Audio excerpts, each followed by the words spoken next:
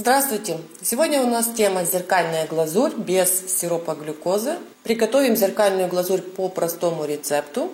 А также я покажу, как исправить ошибку, если зеркальная глазурь легла неровно на торт. Для приготовления нам понадобится вода, сгущенное молоко, сахар, шоколадная белая глазурь или шоколад и желатин. Начинаем приготовление с замачивания желатина. Заливаем просто желатин холодной водой и оставляем его набухать. Соединяем в миске сахар, воду и сгущенное молоко. Хорошенько все вымешиваем так, чтобы все ингредиенты между собой соединились, и ставим на паровую баню. Нагревать сироп можно либо на паровой бане, либо на очень маленьком огне. Я ее готовлю на паровой бане. Этот сироп нам нужно нагреть до очень горячего состояния. На огне сироп намного быстрее нагреется до нужной температуры, но его нужно все время помешивать, так как есть опасность, что он может подгореть снизу. На паровой бане этот процесс длится немного больше, но таким способом есть гарантия 100%, что сироп наш не подгорит. Нагреваем вот этот сироп, пока мы не увидим легкий пар. После этого снимаю с паровой бани и оставляю просто на столе буквально на 2 минутки, чтобы сироп немножко остыл. Добавляем туда набухший желатин, хорошенько вымешиваем, чтобы желатин полностью растворился в этом сиропе. После этого добавляем шоколадную глазурь. Можно использовать также белый шоколад, не имеет значения. Оставляем в таком состоянии на 5 минут, чтобы шоколадная глазурь сама растопилась в этом сиропе. Через 5 минут добавляем краситель, какой нам нужен. Я пользуюсь Magic Colors, неон пурпурный. И теперь после этого пробиваем хорошенько все ручным блендером, несколько минут.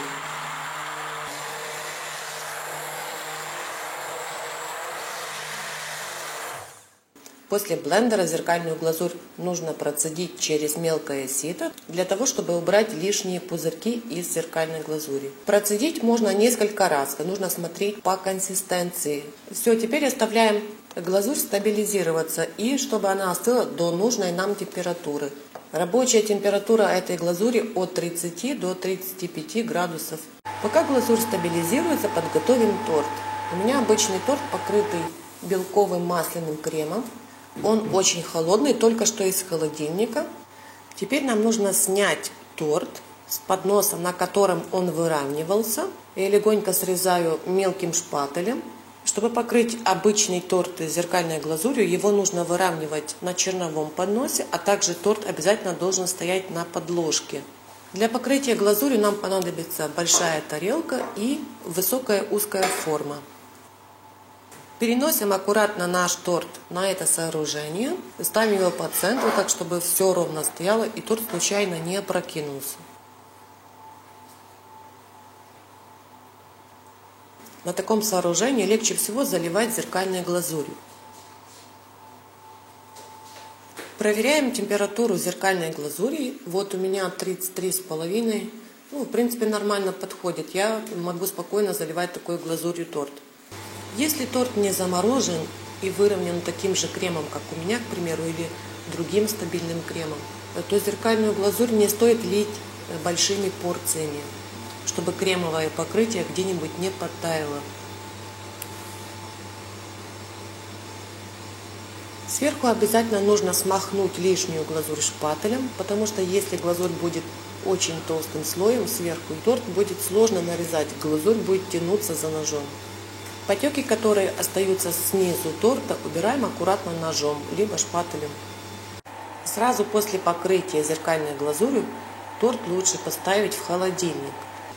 Зеркальную глазурь можно использовать не только для тортов и десертов, а также можно покрывать ею кейк-попсы, к примеру. Она очень хорошо ложится на кейк-попсы, и это достаточно эффектно выглядит. Также такой зеркальной глазурью можно делать потеки на торте. Кейк-попсы заливаются еще легче, чем покрывается торт. Все лишнее, то, что стекает, также можно убрать аккуратненько шпателем. И потом лучше поставить кейк-попсы в вертикальном положении, прикрепить на пенопласт, либо на какое-нибудь другое сооружение. Через час, через два после холодильника нам нужно обработать низ торта. В данном случае я использую кондитерский песок. На такое покрытие можно использовать и другие виды декорации. Можно использовать мастику, можно использовать шоколад. Ну, то есть тут кому что уже нужно по дизайну для торта. Переносим торт с помощью шпателя и руки. Берем только под низ и аккуратненько ставим на чистый поднос. Желательно сразу с помощью шпателя выставить торт по центру, чтобы его потом не двигать. Вот в принципе и все. Торт благополучно покрыт зеркальной глазурью, и его можно убирать в холодильник. Для того, чтобы показать, как исправить ошибку, если зеркальная глазурь легла неровно, мне пришлось специально испортить свое покрытие. Такие ошибки очень часто допускают люди, которые делают это в первый раз. Всякое может быть, и у профессионала может такое случиться. Если случилось такое ЧП, берем наш торт, вот прямо как он стоит, с тарелкой, с формочкой, ничего не трогаем. Убираем в таком состоянии торт в холодильник на несколько часов, на 2-2,5, так чтобы глазурь немного схватилась. После охлаждения глазурь становится намного плотнее, и мы ее можем аккуратно снять просто руками. Это, конечно, не очень эстетичный вариант, но другого способа исправить такую ошибку я не знаю. Аккуратненько берем руками, натягиваем, как бы стягиваем с торта.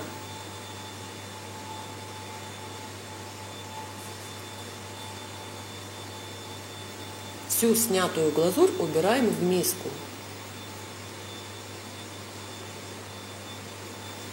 Если на кремовом покрытии остались следы от глазури, можно аккуратненько сгладить шпателем, так чтобы поверхность была ровной. Убираем торт в холодильник для охлаждения, а тем временем нам нужно снова разогреть зеркальную глазурь уже только на паровой бане. Обратно разогреваем глазурь до того состояния, когда она станет однородной и очень жидкой. После этого снова процеживаем через сито зеркальную глазурь и оставляем стабилизироваться до нужной температуры. Повторное разогревание и заливание торта никак не влияет на качество покрытия. Убираем торт в холодильник. После нескольких часов торт можно спокойно декорировать.